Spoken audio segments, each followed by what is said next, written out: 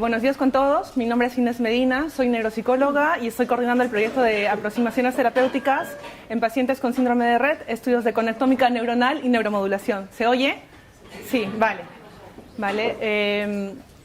Mi equipo colaborador es Carolina y Alejandro, que pertenecen a la Universidad Politécnica de Cataluña. Ellos son ingenieros biomédicos. Y María, que es logopeda y profesora de educación especial y trabaja actualmente en el centro Arbus. ¿Vale? Vamos a explicar un poco en qué consiste Bueno, os explico un poco de qué vamos a hablar. Primero haremos una introducción a la electroencefalografía, que es la técnica que utilizamos para medir la actividad cerebral. Después hablaremos un poco de este primer estudio preliminar, qué objetivos teníamos, qué métodos utilizamos y algunos primeros resultados, que estos resultados esperamos publicarlos en breves en una revista indexada. Y luego también os hablaremos un poco cuáles son las líneas futuras de cara a este apartado, ¿vale? Entonces empezamos con la electroencefalografía. ¿Qué es la electroencefalografía? Es una manera de medir la actividad eléctrica del cerebro, ¿vale? Sabemos que el cerebro las neuronas generan una actividad eléctrica que nosotros podemos medir poniendo unos electrodos en el cuero cabelludo. Entonces, nosotros podemos poner varios electrodos en toda la cabeza y de esta manera podemos mapear todo el cerebro, podemos saber cómo se están activando las diferentes áreas del cerebro. Esto nos permite ver a nivel temporal cómo va cambiando la actividad con muy buena resolución, ¿vale? Tenemos muy buena resolución temporal. Y, por otro lado, no tenemos tan buena resolución espacial como otras técnicas, como la resonancia magnética funcional, donde podemos ver muy bien qué áreas se activan, pero bueno, si vamos aumentando el número de electrodos, es decir, vamos poniendo cada vez más electrodos en la cabeza, podemos aumentar también la resolución espacial de la técnica. Entonces, ¿qué se mide con el EEG? ¿Qué medimos?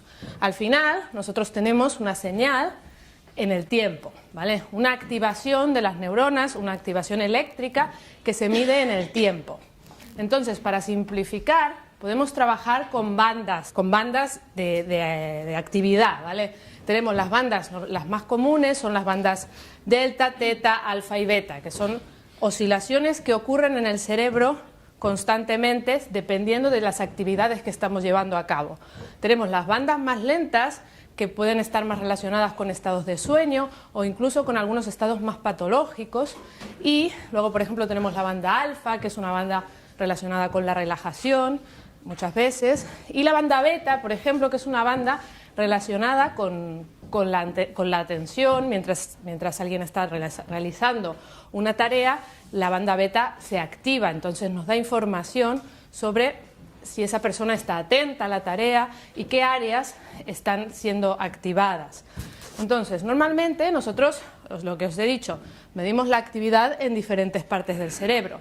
Para ver exactamente qué estamos activando, qué se está activando, trabajamos con mapas cerebrales. Esto es una cabeza, ya después Alejandro os explicará un poco más, pero nosotros aquí tenemos la representación de la cabeza vista como desde arriba, ¿no? Aquí estaría la nariz y las orejas.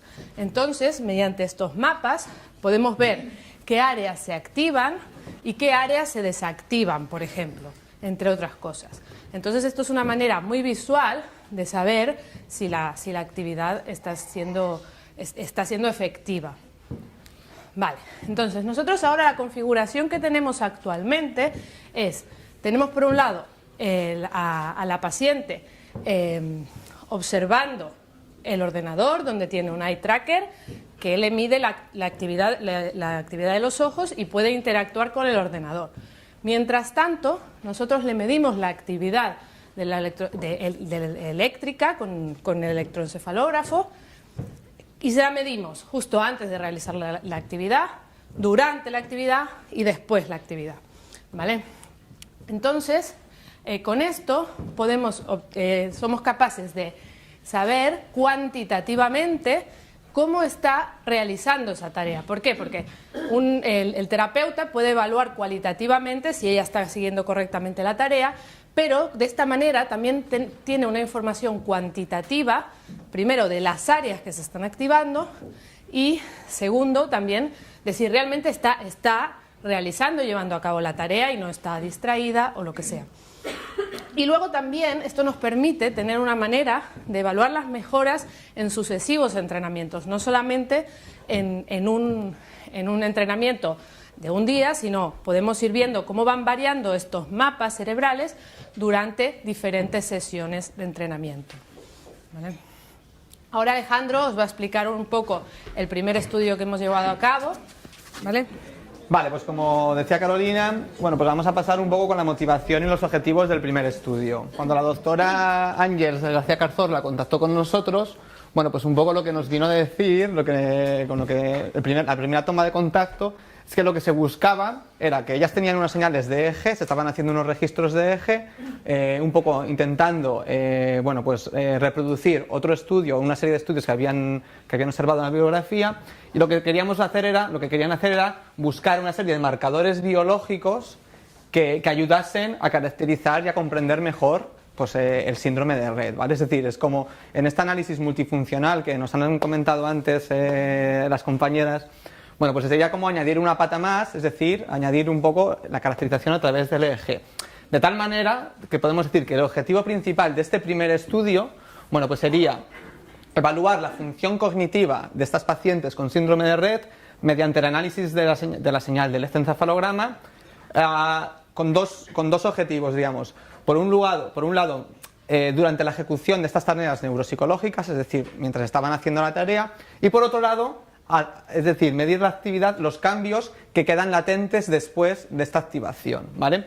Bueno, pues para llevar a cabo este objetivo principal, bueno, pues tiene lugar una serie de objetivos específicos, bueno, pues como es el preprocesado de la señal y la limpieza de artefactos. Bueno, sabéis bien que las pacientes con síndrome de Rett, bueno, pues tienen muchos movimientos y eso para trabajar con la señal del eje es una limitación, ¿vale? Porque todos los movimientos musculares son artefactos. Es decir, estamos midiendo una señal que no solo es una señal cerebral, sino que tiene una serie de artefactos musculares debido a los movimientos y debido a bastantes cosas. Por lo tanto, este es un punto importante. Después, bueno, pues realizamos un proceso de análisis espectral, que después un poco veremos más a continuación, unos análisis estadísticos y también, volvemos otra vez a entrar en contacto con la parte más clínica, porque hacemos una asociación, unas correlaciones entre los parámetros espectrales que hemos obtenido con las técnicas de análisis del eje y todos los marcadores clínicos, ¿vale?, con los que se trabajan desde el hospital. Por lo tanto, es un camino de ida y vuelta, ¿vale? Bueno, pues pasaré un poco a describir los materiales y la base de datos. Como ha dicho nuestra compañera Inés, bueno, pues empezamos a trabajar con 29 sujetos y trabajamos con 13 canales. Es decir, si tenemos la cabeza distribuida, tenemos aquí la nariz, las dos orejas, pues se colocaron una serie de electrodos sobre el eje. Esto en el segundo estudio, bueno, nos dimos cuenta de que son pocos canales, es decir, cuanto más canales tengas, mejor puedes caracterizar un poco la señal cerebral.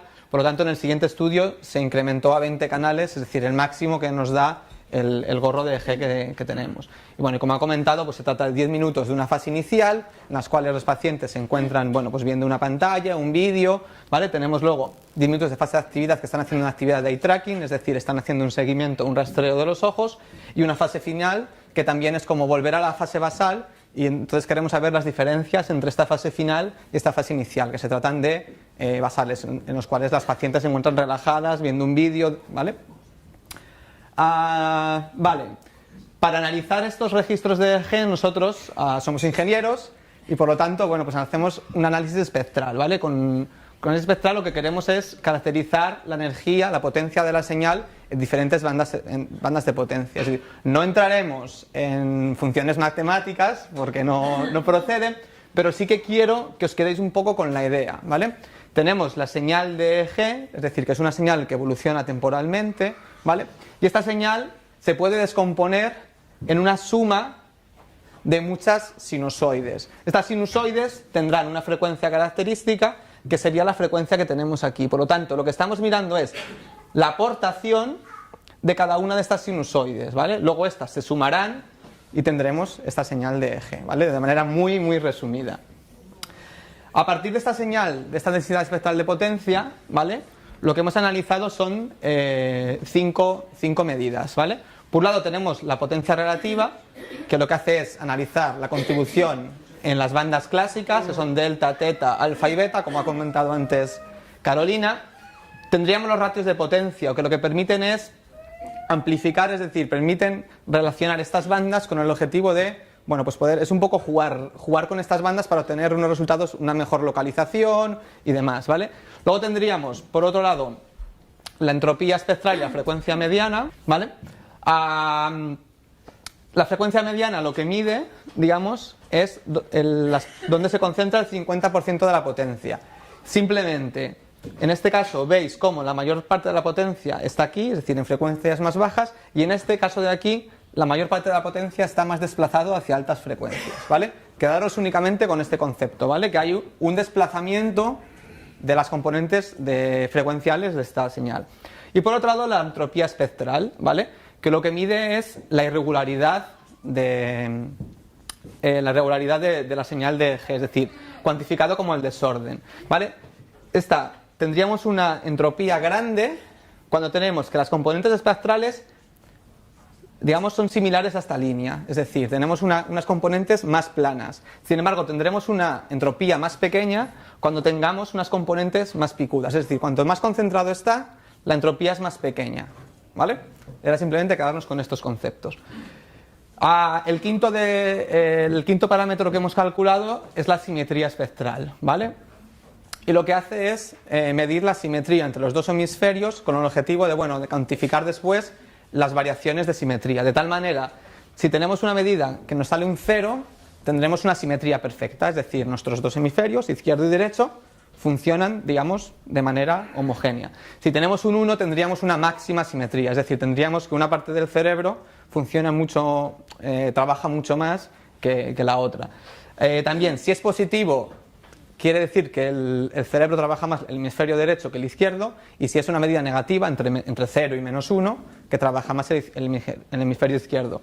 De tal manera que si lo que medimos es la variación entre esta medida de simetría final inicial, si esta medida se reduce, quiere decir que vamos hacia una mejor simetría. Sin embargo, si esta medida aumenta, vamos hacia un valor peor de simetría. Visto un poco los métodos que hemos utilizado, espero que hayan sido de manera didáctica, que no hayamos entrado.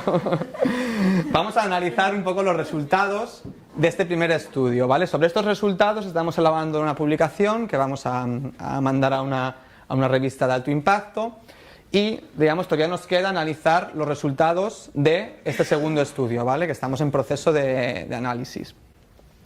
En el primer lugar, pues vamos a mirar la actividad en las potencias relativas, ¿vale? Tendríamos la banda delta, son bajas frecuencias, teta, alfa y beta, que son las más altas frecuencias. Por un lado miramos la actividad al inicio de la tarea, durante la tarea cognitiva y después de la tarea, ¿vale? Y el parámetro de interés, el interés que los clínicos nos han transmitido, es que quieren mirar a ver qué diferencias hay entre el final de la tarea y el inicio. Es decir, ya hay una constancia de que durante la tarea hay unas diferencias, pero queremos saber si esta estimulación cognitiva es latente, es decir, continúa después en esta fase final, que también es una fase basal.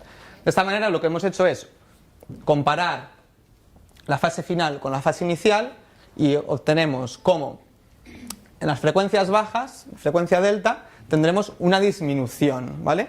Y además esta disminución es significativa, estadísticamente significativa, ¿vale? Sin embargo, en las potencias altas, ¿vale?, lo que obtendríamos es un aumento, tenemos unos colores rojizos, ¿vale? Por lo tanto, tenemos un aumento de las frecuencias. Por lo tanto, ¿vale?, ¿qué tendríamos? De un espectro que tendríamos inicialmente así, hemos pasado a un espectro más desplazado hacia las altas frecuencias. Normalmente, es decir, las bajas frecuencias están asociados con procesos patológicos, ¿vale? Por lo tanto, un aumento de las bandas frecuenciales se relaciona con una mejora, ¿vale? Una mejora cognitiva, una mejora de la atención, ¿vale? Entonces, si continuamos con los ratios, analizando los ratios de potencia, como hemos visto que las principales diferencias se nos daban entre las bajas frecuencias y las altas, si medimos el ratio entre beta y delta, es decir, entre las más altas y las más bajas, lo que nos permite es obtener un mapa muy localizado de dónde se producen las mayores diferencias, ¿vale? Analizando la frecuencia mediana y la entropía espectral, volvemos a observar lo mismo. Por un lado, la frecuencia mediana aumenta, es decir, como habíamos visto que se desplazaba la frecuencia, ¿vale? Se desplazaba el espectro, es normal que esta frecuencia mediana aumenta. Es decir, lo que nos viene a decir es un resumen de lo que hemos visto en la parte anterior. Y la entropía espectral, ¿vale? Pues también hemos visto que aumenta. Es decir, pasamos de una señal más plana a... Sí, a ver. Sí, exacto. Pasamos de una señal más uniforme a una señal menos uniforme, es decir, más concentrada en frecuencia. Vale, el siguiente punto que analizamos sería la simetría, ¿vale? Entonces tendríamos la comparativa de la simetría entre la fase inicial y la fase final. Por un lado, vemos que todos los valores, ¿vale?, son negativos, por lo tanto, en todos los casos tenemos una aportación mayor del hemisferio izquierdo con respecto al hemisferio derecho. Y si analizamos las variaciones, que es lo que nos importa, ¿vale?, vemos cómo las pacientes entre 5 y 10 años presentan una clara mejora de la simetría, ¿vale? Las pacientes entre 11 y 15 años, digamos, más o menos un mantenimiento de la simetría. Sin embargo, las pacientes ya entre 16 y 20 años tienen no un empeoramiento, porque al final la media está muy cercana al cero, es decir, como un mantenimiento o incluso algo peor. Quiere decir, esto lo que nos muestra es cómo cuanto menor es la edad, es decir, mayor es la modificación de estas ondas cerebrales. Es decir, cuanto mayor es la edad, estamos en un estado más desarrollado del síndrome de Rett, y por lo tanto justifica mucho lo que han dicho las compañeras clínicas antes, que el interés quizás está en intentar analizar bien las pacientes, cuanto más menores mejor, porque es donde tenemos una diana, ¿vale?, para poder mejorar. Por último, lo que os decía, también podemos relacionar estos análisis con los parámetros clínicos. Entonces, en este caso, analizando estas potencias relativas, la evolución de las potencias relativas, frecuencia mediana y entropía, en función de los estadios clínicos, vemos una cosa.